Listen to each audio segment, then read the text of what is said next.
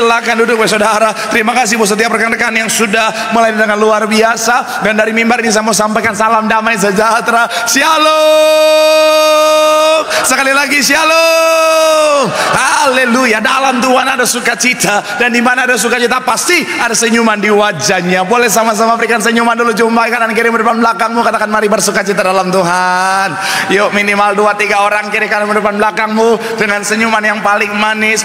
2-3 orang kiri kananmu. Yang jomblo 10 orang, ayo yang jomblo 10 orang ya. Udah jomblo jangan jual mahal ya. Ayo.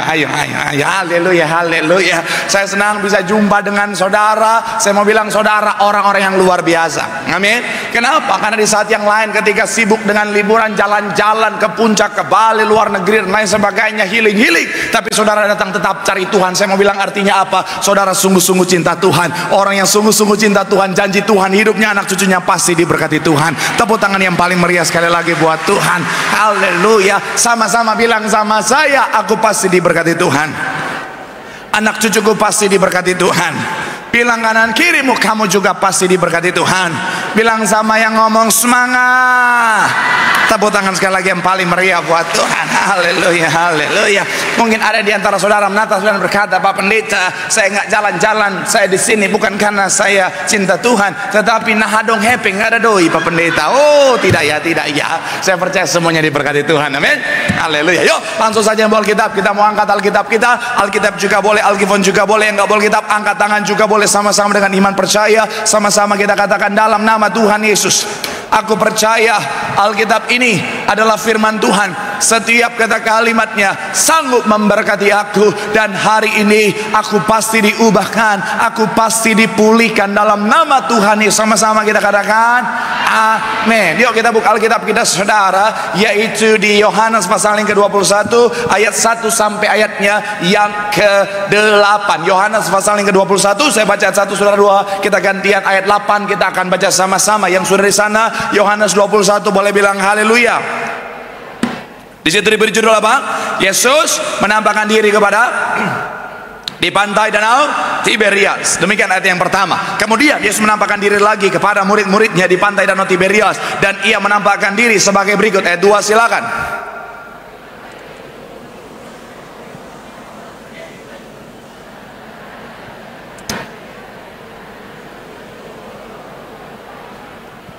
Ayat yang ketiga dikatakan apa? Kata Simon Petrus kepada mereka, aku pergi menangkap ikan. Kata mereka kepadanya, kami pergi juga dengan engkau. Mereka berangkat lalu naik ke perahu, tetapi malam itu mereka tidak menangkap apa-apa. Ayat 4, ya.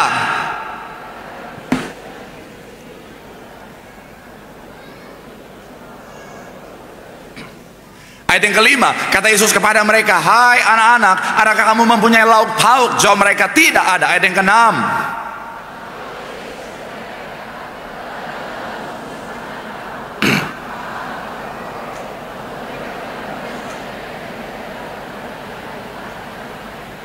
ayat yang ketujuh, maka murid yang dikasih Yesus itu berkata kepada Petrus, itu Tuhan. Ketika Petrus mendengar bahwa itu adalah Tuhan, maka ia mengenakan pakaiannya sebab ia tidak berpakaian, lalu terjun ke dalam danau. Ayat 8 sama-sama, 3, ya.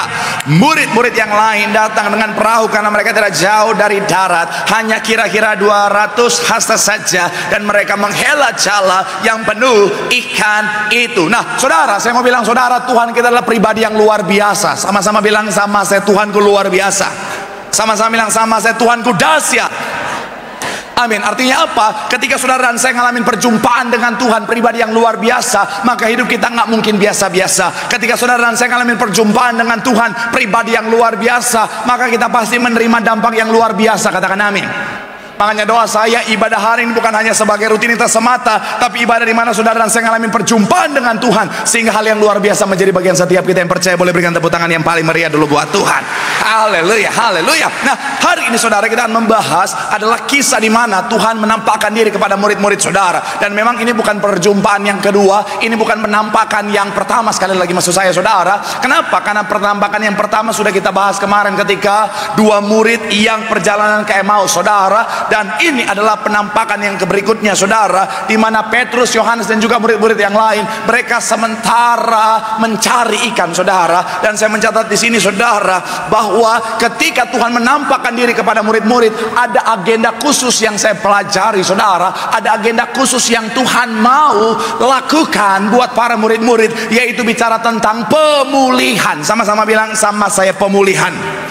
Amin. Makanya doa saya, saudara dan saya, setiap kita yang hadir yang rindu pemulihan, setiap kita pulang bawa pemulihan dari Tuhan. Tepuk tangan sekali lagi yang paling meriah dulu buat Tuhan. Haleluya. Nah, makanya judul khotbah saya hari ini, saudara, adalah bicara tentang perjumpaan yang membawa pemulihan. Sama-sama bilang sama saya, perjumpaan yang membawa pemulihan. Amin. Apa pemulihan yang mau Tuhan lakukan melalui perjumpaannya dengan murid-murid di Danau Tiberias? Yang pertama saya mencatat adalah bicara tentang pemulihan semangat. Sama-sama bilang sama saya, pemulihan semangat. Sama-sama bilang sama saya, pemulihan semangat. Coba kita lihat ayat yang ke-7 dan 8, saudara. Ayat 7 sampai ayat yang ke-8. Yang sudah di sana boleh bilang, aku diberkati. Sama-sama, 3, ya. Maka itu Tuhan. Ketika Petrus mendengar bahwa itu adalah Tuhan, maka apa?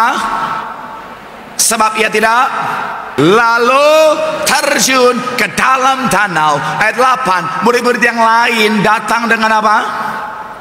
Mereka tidak jauh dari darat, hanya kira-kira berapa? Dan mereka menghela jala yang penuh ikan itu. Nah, saya mau bilang, saudara, ketika menghadapi masa-masa yang sulit, ketika menghadapi goncangan yang besar, ada banyak orang akhirnya apa, saudara? Ngalamin keadaan yang sulit dan akhirnya apa? Ada banyak orang putus asa, saudara. Kalau saudara perhatikan, Petrus, Yohanes dan juga murid-murid yang lain, mereka ngalamin goncangan yang luar biasa, pukulan yang begitu besar. Kenapa? Karena orang yang paling mereka sayangi, orang yang paling mereka banggakan, orang yang paling mereka harapkan untuk jadi pembela buat mereka, malah harus ditangkap, disiksa dengan begitu mengerikan, dan akhirnya apa? Mati di atas kayu salib, saudara. Saya mau bilang, saudara, ini sebuah kondisi yang sangat berat. Makanya mereka ngalamin depresi yang luar biasa, mereka ngalamin patah semangat yang luar biasa. Makanya kalau saudara ingat kemarin kita bahas tentang yang namanya dua murid, salah satunya namanya Kleopas. Mereka pulang kampung. Kenapa? Karena mereka sudah nggak ada pengharapan lagi, mereka sudah desperate, mereka sudah putus asa, mereka sudah patah semangat, saudara. Sama seperti Petrus dan juga Yohanes, mereka patah semangat. Tetapi ketika mereka ngalamin perjumpaan dengan Tuhan, akhirnya apa? Mereka ngalamin yang namanya pemulihan semangat. Sama-sama bilang sama saya, semangatnya dipulihkan. Amin. Dan kita bisa lihat wujud nyata dari semangat yang sudah dipulihkan. Petrus langsung loncat ke dalam danau, dia langsung berenang ke tepian, saudara. Dan saya mau bilang, saudara, ini wujud nyata semangatnya sudah pulih. Saya mau bilang, saudara, jaraknya Alkitab mencatat berapa? 200. Jangan dulu munculkan PPT-nya. Saya mau nanya, kira-kira satu hasta berapa meter? Hah? 1,5, 3,5, satu hasta. Saya bahas waktu Goliat. Berapa?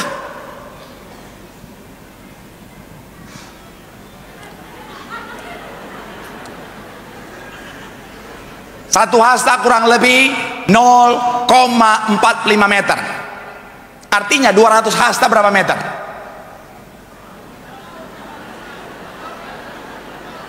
Darah Yesus Tuhan. Kalau agama udah payah, matematika tolong jangan payah juga ya. Nah ini contekannya nih. Satu hasta itu 0,45 meter. Artinya apa? 200 hasta 90 meter. Saya mau bilang, saudara, 90 meter bukanlah jarak yang pendek untuk berenang, saudara. Itu jarak yang panjang. Apalagi buat saya yang hanya bisa dua gaya dalam berenang, yaitu apa? Gaya batu dan juga gaya lumut, saudara. Gaya batu yaitu ketika nyemplung langsung plung ke dalam, saudara. Kalau gaya lumut nempel aja di kolam gitu, saudara. Ingat, ngetawain pendeta itu dosa ya.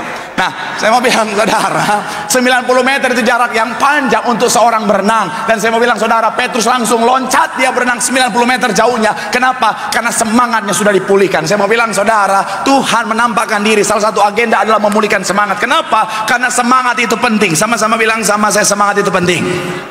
Amin. Ada beberapa hal saudara yang menjadi dampak ketika saudara dan saya bersemangat. Salah satunya adalah apa? Semangat ternyata berpengaruh pada berkat. Sama-sama bilang sama saya, semangat berpengaruh pada berkat. Amin. Dasarnya di mana Pak Pendeta? Kalau saudara ingat ketika yang namanya Tuhan Yesus, Tuhan memerintahkan yang namanya para bangsa Israel. Tuhan dan Allah adalah satu saudara. Jadi ketika Allah memerintahkan yang namanya para bangsa Israel, Yosua dan juga seluruh bangsa Israel untuk masuk menduduki yang namanya tanah Kanaan, gambaran berkat dan janji Tuhan. Yosua 1 ayat 9, sama-sama kita baca. Yosua 1 ayat yang ke-9. Sama-sama kita baca. Yuk, yang sudah di sana boleh bilang haleluya. 3 ayat. Bukankah kuatkan? Janganlah, sebab Tuhan Allahmu apa? Sama-sama bilang sama saya, jangan tawar hati.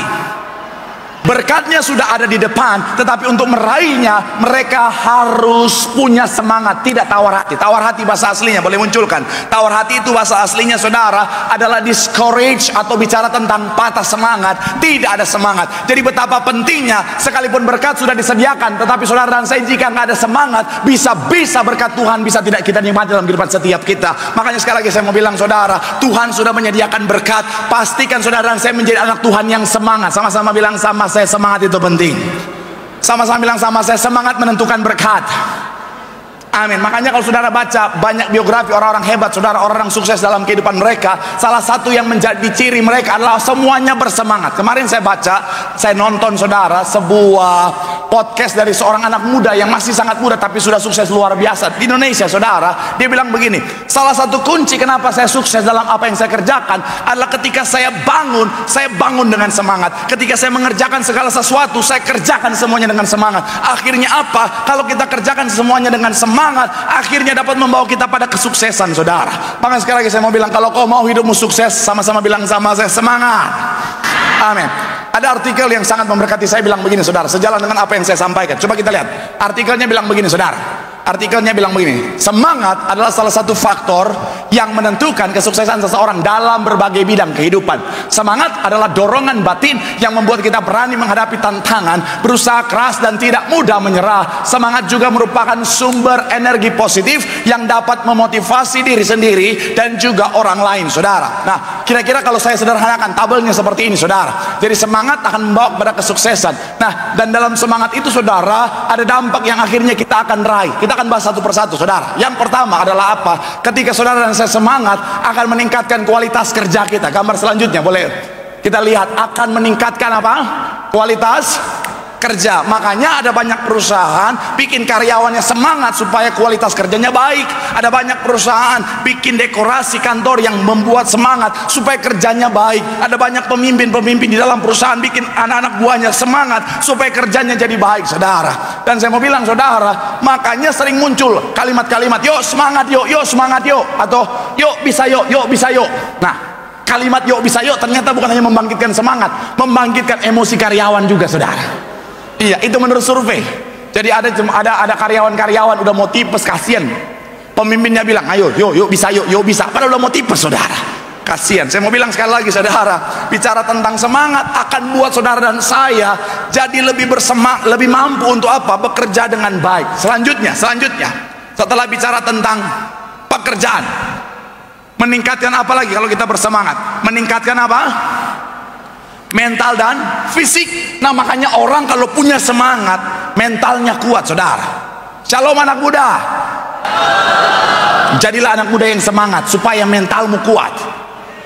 Karena ada banyak anak muda zaman sekarang baru dikasih kerjaan sedikit udah bilang, oh my god, mental health aku rusak. Ya ampun tuh. Iya, baru dikasih tanggung jawab sedikit udah, oh my god, oh bos aku tuh toksik banget.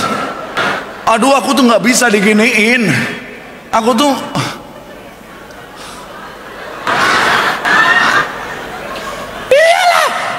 ada semangat. Orang kalau bersemangat dikasih tanggung jawab, kasih pekerjaan juga ayo bisa. Kenapa? Karena ada semangat di dalamnya. Makanya sekali lagi saya mau bilang saudara anak muda, ayo pastikan bersemangat. Amin. Bukan hanya mental yang sehat. Gambar selanjutnya masih dalam gambar yang sama. Fisik juga boleh munculkan lagi. Fisik juga belum mundur lagi. Fisik juga jadi kuat. Makanya kita bilang begini saudara, hati yang gembira adalah, tetapi semangat yang patah mengeringkan. Jadi kalau kita bersemangat, maka tubuh kita, fisik kita juga jadi kuat. Katakan amin. Makanya kan kalau saudara lihat tempat fitness kan rata-rata mereka putar lagu semangat. Supaya apa? Karena semangat jadi kuat. Iya kan? Tempat fitness kalau saudara lihat lagu-lagunya kan, iya, mana ada lagunya yang lumpuhkanlah. Bodoh. Mau jalan aja nggak ada kekuatan itu. Saya mau bilang saudara, ya harus semangat. Makanya saya juga kalau fitness itu saudara, lagu yang saya suka dengar lagu-lagu yang semangat-semangat, lagu rohani, tapi lagu rohani yang beatnya R&B yang itu jarang memang. Makanya saya suka dikirimin lagu-lagu R&B hip hop yang semangat, tapi kadang-kadang lagunya bagus, liriknya nggak bagus. Iya, lagu-lagu R&B saya dengar, bagus ini. Kalimatnya bahasa Inggrisnya lumayan, pasti translate ke bahasa Indonesia. Bokap lucu lu, nyokap lucu lu, darah Yesus tuh. Bahaya sekali. Makanya kalau ada anak-anak muda Bonerges yang ada di tempat ini punya profesi sebagai DJ, tolong bikinin lagu rohani yang bagus, remix. Jadi supaya saya putarnya yang begini. Ku pandang wajah dan berseru, waduh, supaya semangatnya dapat, kekudusannya tetap dapat, saudara. Haleluya, haleluya. Saya mau bilang saudara, kenapa? Karena semangat bikin kita jadi kuat. Kemudian selanjutnya, apalagi setelah bicara tentang sehat mental dan juga fisik, ternyata kalau kita semangat, ternyata meningkatkan hubungan sosial. Sama-sama bilang sama saya, hubungan sosial. Saya percaya saudara senang dengan orang-orang yang semangat, amin. Saya percaya saudara senang bergaul dengan orang-orang yang ada semangatnya, saudara. Ketika dalam kehidupannya ada semangat, kita senang gaul sama dia, saudara. Tapi kalau mohon maaf ya, kalau kita ketemu dengan orang yang dikit-dikit gak ada semangatnya, kayak orang kurang gula, kayak orang kurang vitamin gitu, saudara. Kadang-kadang kan malas juga, saudara. Karena kan apa? Ketransfer, saudara. Pergaulan yang buruk merusak kebiasaan yang baik. Kalau kita gaul dengan orang yang gak ada semangat, nanti lama-lama kita juga ikutan gak semangat. Saya punya teman saudara, gemes banget saya lihat sama dia, saudara. Kenapa? Bertahun-tahun saya kenal dia, setiap ketemu gak ada semangat, jalan aja. Aduh, pusing gua bro. Aduh, bertahun-tahun begitu terus. Lama-lama saya lihat dia, aduh bro, gua pusing lihat lu bro. Saya mau bilang saudara, iyalah. Saya mau bilang saudara, orang malas, tapi kalau saudara semangat, orang juga lihat saudara, wih enak gaul sama dia, soalnya dia energik, semangat, kita juga jadi ikutan semangat, saudara. Tapi kalau malas, ya ampun Tuhan. Saya mau bilang saudara, orang yang gak ada semangatnya, kadang-kadang saudara malas orang deketin. Apalagi apa? Yang pacaran-pacaran nih. Shalom para pria anak muda. Shalom anak muda pria. Laki-laki harus semangat, amin. Saya mau bilang ya, wanita paling gak suka laki-laki kayak orang kurang gula. Iya, wanita paling malas lihat laki-laki kayak orang, mohon maaf ya, jalan aja ngapel aja. Gua tuh namanya apa? Gua tuh menemangang. Wanita mau yang semangat, betul para wanita?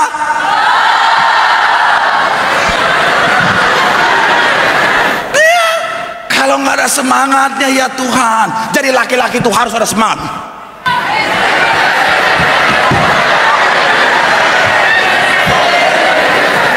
Kita mau kemana? Oke, ke Betos, siap. Mari naik. Kalau perlu naik motor, tidak usah digas, pikul aja motornya, itu bersama.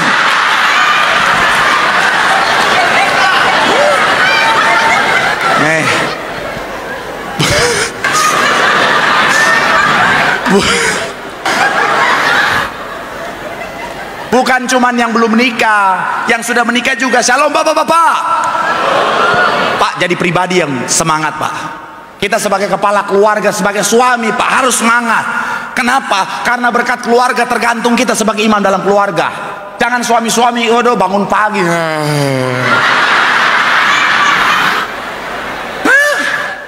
ada banyak orang bangun pagi, bukannya semangat, cuman keluar garuk perut, ngeliatin tanaman,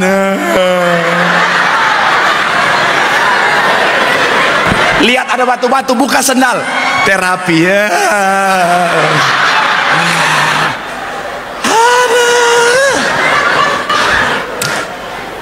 turut berduka cita. Bagaimana mau diberkati? Saya mau bilang saudara, hati-hati loh. Bapak-bapak ayo semangat, amin.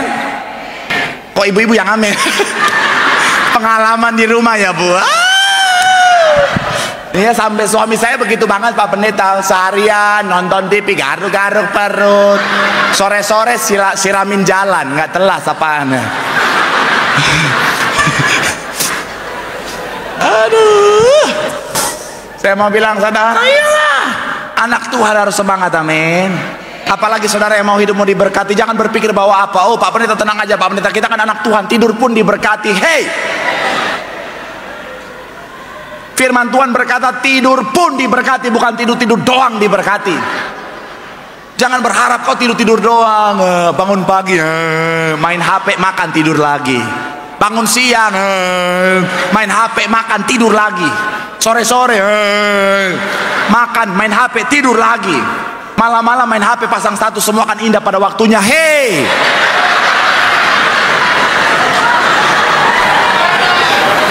keong racun bangun, kau putih tidur terlalu miring katanya saudara.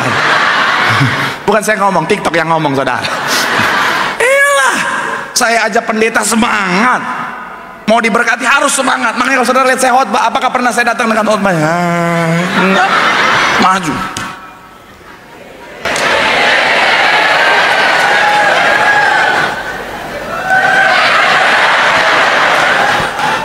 Don't worry, never mind, no smoking. Iyalah, saya mau bilang saudara, semangat itu penting, amin. Masih ada lagi, setelah hubungan keluarga apa lagi? Kepuasan, meningkatkan kebahagiaan dan kepuasan hidup. Makanya sekali lagi saya mau bilang saudara, anak Tuhan harus semangat, amin. Sama-sama bilang sama saya, semangat menentukan berkat. Tepuk tangan yang paling meriah dulu buat Tuhan. Masih dalam konteks yang sama saudara, semangat juga bisa bikin kita kuat. Sama-sama bilang sama saya, semangat bikin kita kuat. Amsal 18 ayat 14 dikatakan apa di sana? Amsal 18 ayat 14. 3, ya, orang yang bersemangat dapat apa? Menanggung penderitaannya. Tetapi siapa yang, sama-sama bilang sama saya, semangat bikin kita kuat. Amin. Kemudian semangat juga ternyata menentukan mujizat. Sama-sama bilang sama saya, semangat menentukan mujizat.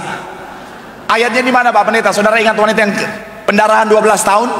Wanita yang pendarahan 12 tahun fisiknya pasti sangat lemah, tapi saudara lihat semangatnya luar biasa. Dia terobos yang namanya kerumunan orang, dia teriak memanggil Tuhan. Dan artinya apa? Semangatnya luar biasa, membuat dia terima mujizat. Saya mau bilang saudara, saya bisa melihat orang yang bisa terima mujizat atau tidak kadang-kadang terlihat dari semangatnya saudara. Kenapa? Karena semangat menentukan iman. Sama-sama bilang sama saya, semangat menentukan iman. Iyalah, saya mau bilang saudara, udah ada pemain? Belum, ini baru poin 1, masih 3 poin lagi. Ini memang khotbah sampai jam 10 malam, spesial buat Betos. Ini hati saya kalau dibuka ada Betos dalamnya saudara. Di belakang Bekasi I'm in love. Saya mau bilang saudara, iya, belum sampai lupa khotbah saya. Oh iya, makanya saya selama pelayanan bertahun-tahun saya bisa lihat mana orang terima mujizat atau tidak dari semangatnya. Iya, ada om-oman di Manado maju altar call, memang jalan aja memang. Pak Pendeta doakan saya, dari cara dia luar biasa itu saya bisa lihat, oh ini imannya luar biasa. Kenapa? Karena semangat wujud nyata dari iman kita yang besar saudara. Jangan bilang kita punya iman yang besar kalau semangat aja nggak ada saudara. Bilang oh beriman tapi nggak ada semangatnya, oma-oma ini. Apa kita doakan saya? Sampai sekolah saya ditarik sama dia, tarik. Nggak apa-apa, pinggang encok, yang penting dia terima mujizat saudara. Harus punya roh martir. Iya. Oh, kadang-kadang ada orang sehat-sehat maju aja.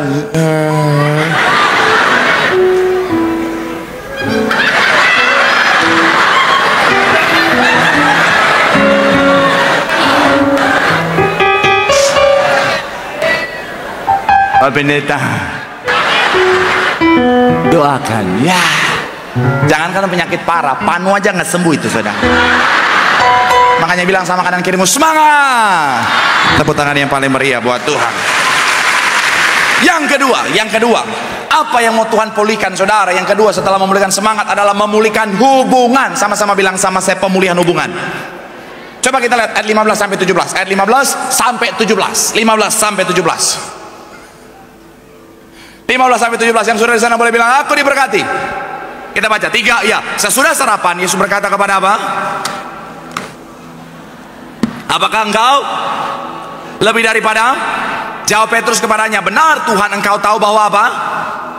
Loncat ayat 16, dikatakan apa? Kata Yesus pula kepadanya untuk Simon anak Yohanes, apakah engkau mengasihi aku? Jawab Petrus kepadanya, benar Tuhan, engkau tahu bahwa apa?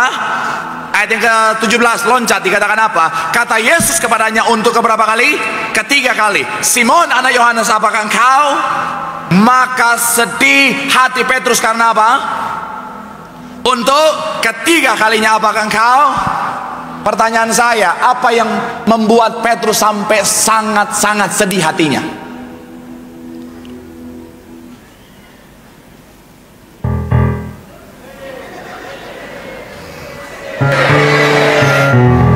Dan cuma hahe jawab. Apa yang membuat Petrus sampai sangat sedih hatinya? Yes, hampir betul. Nanti kita akan ke sana. Tapi bukan itu untuk di poin ini. Apa? Pertanyaan yang sama? Yes. Diulang-ulang. Yes. Nice. Sedikit lagi. Adis. Sekarang apa? Yes, karena Tuhan bertanya sampai 3 kali. Ini waktunya apa? Petrus berpikir bahwa Tuhan meragukan kasihnya kepada Petrus, kepada Tuhan. Kasih Petrus kepada Tuhan. Petrus merasa bahwa Tuhan meragukan kasihnya yang besar kepada Tuhan. Pertanyaan saya, apakah Tuhan nggak tahu Petrus sangat mengasihi Tuhan? Yes, sangat tahu. Kenapa? Karena Tuhan bisa melihat hati. Terus kenapa Tuhan tanya sampai 3 kali?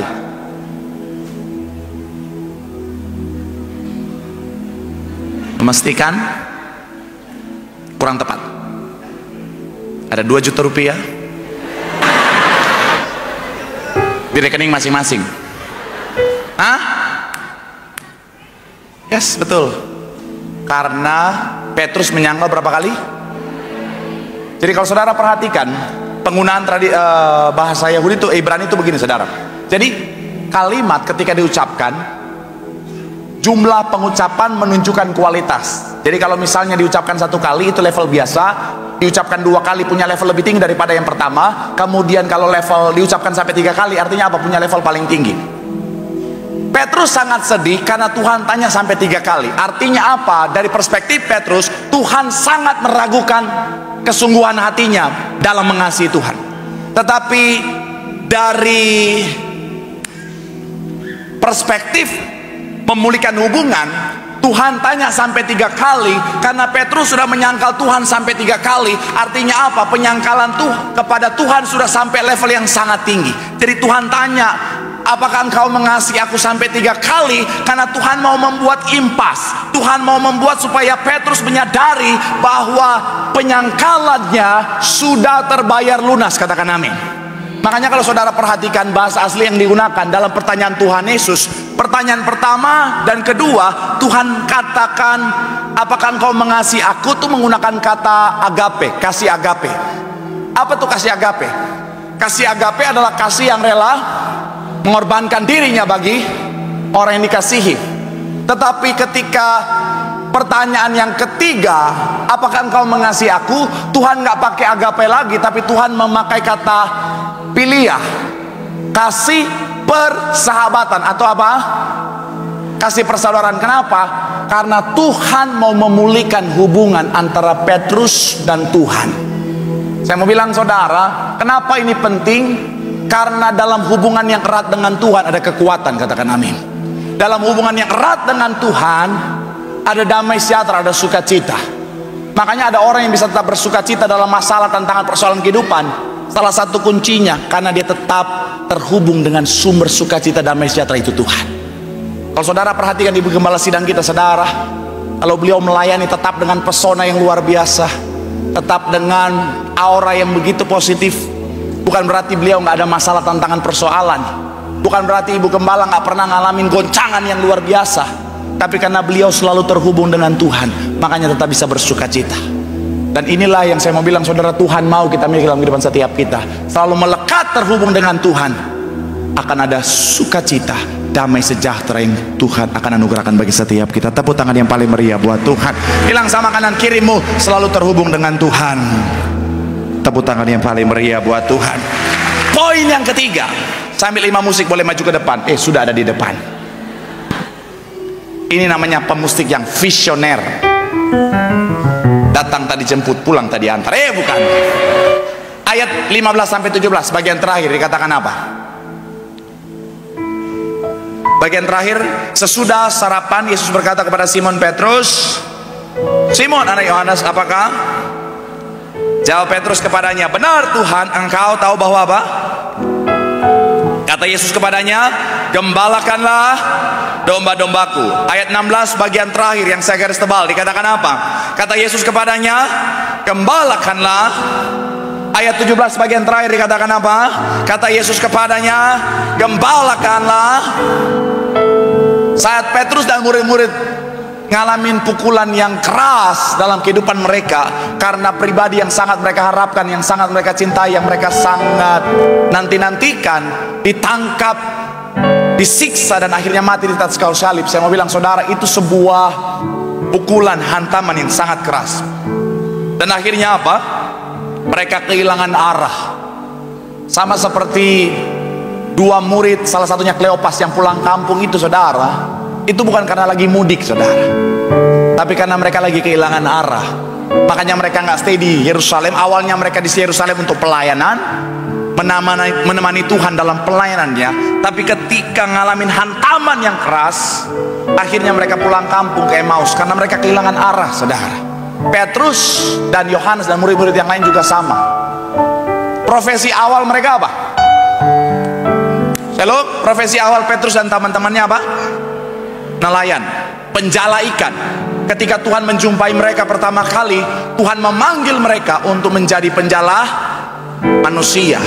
Tetapi hantaman yang berat, hantaman yang keras membuat mereka kembali menjadi penjala ikan. Karena mereka kehilangan arah, mereka nggak tahu mau kemana. Akhirnya apa? Mereka kembali jadi penjala ikan. Makanya mereka ada di situ, saudara. Kadang-kadang dalam kehidupan setiap kita, ketika kita ngalamin hantaman yang keras, kita jadi orang yang akhirnya kehilangan arah, nggak tahu mau kemana. Sampai akhirnya ada banyak orang berpikir untuk, ngapain lagi aku ikut Tuhan? Hantamannya membuat saya nggak tahu harus ngapain. Ngapain lagi aku hidup? Hantaman ini membuat saya putus asa dan lain sebagainya. Sebelum saya tutup khotbah saya undang tim saya untuk boleh bantu supaya lebih totalitas. Jadi tim saya ini gambaran saudara dan saya, di mana mimbar itu adalah tujuan Tuhan dalam kehidupan setiap kita. Awalnya Tuhan mengarahkan setiap kita pada tujuan Tuhan dalam kehidupan setiap kita. Tetapi terkadang dalam kehidupan setiap kita ada hantaman-hantaman yang berat.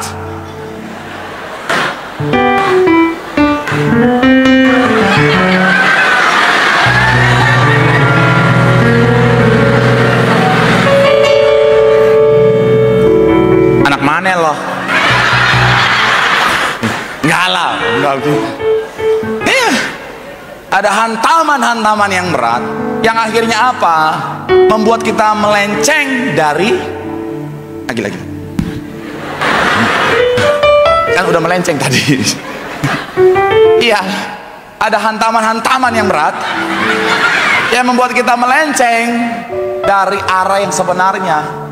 Nah, di saat inilah akhirnya ada banyak orang bingung, aku harus kemana? Karena pukulan hidup yang begitu keras. Tapi saya mau bilang, saudara, kalau saudara ada di posisi ini, datang sama Tuhan. Karena tangan Tuhan yang hebat akan memulihkan setiap kita untuk kembali pada tujuan Tuhan, yaitu apa? Rancangan damai sejahtera, hari depan yang penuh dengan harapan. Boleh berikan tepuk tangan sekali lagi yang paling meriah buat Tuhan. Bilang sama kanan kirimu, datang sama Tuhan. Tuhan pulihkan tujuanmu mencapai hari depan yang penuh dengan harapan. Sekali kita tepuk tangan yang paling meriah buat Tuhan. Yang diberkati boleh lambaikan tanganmu. Terus sekali kita tepuk tangan sorak-sorai yang paling meriah buat Tuhan. Haleluya, haleluya, haleluya. Ku pandang wajah-Mu dan berseru, pertolongan